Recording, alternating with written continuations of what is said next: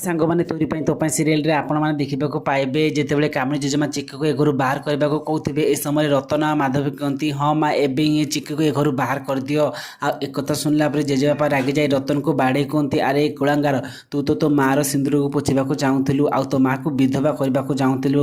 ଏକଥା ଶୁଣିଲା ପରେ କାମିନୀ ଜେଜେମା କିଛି ବୁଝିପାରନ୍ତିନି ଆଉ ଜେଜେବାପା କହନ୍ତି କାମିନୀ ଏ ହେଉଛି ତମ ପାପର ଫଳ। ଆରେ ଯେଉଁ ପୁଅକୁ ତମେ ଜନ୍ମ ଦେଇଥିଲ ସେ ପୁଅ ଆଜି ତମକୁ ବିଧବା କରିବାକୁ ଯାଉଥିଲା। ଏ ଦୁହେଁ ମୋତେ ମାରିବାକୁ ଚାହୁଁଥିଲେ। ଆଉ ଏକଥା ଶୁଣିଲା ପରେ କାମିନୀ ଜେଜେମା କୁହନ୍ତି ଏ ଦୁହେଁ ଯାହା ବି କରୁଥିଲେ ଠିକ୍ କରୁଥିଲେ। ତମ ଜିଦି ପାଇଁ ଯଦି ଏତେ କିଛି କରିପାରୁଛ ତାହେଲେ ସେମାନେ କାହିଁକି ମୋ ଜିଦି ପାଇଁ ତମକୁ ମାରି ନ ପାରିବେ। ସେମାନେ ଯଦି ତମକୁ ମାରି ଦିଅନ୍ତେ ତଥାପି ସେମାନଙ୍କର ଠିକ୍ ହେଇଥାନ୍ତା। ଆଉ ଏକଥା ଶୁଣିଲା ପରେ ଜେଜେବାପା ବୁଝିଯାଆନ୍ତି ଯେ କାମିନୀ ଜେଜେମା କେତେ ତଳକୁ ଖସିଯାଆନ୍ତି। ଆଉ ଏପଟେ କାମିନୀ ଜେଜେମା କହୁଛନ୍ତି ଏ ଚିକି ତୋତେ ତ ଏ ଘରୁ ମୁଁ ବାହାର କରିପାରିଲିନି।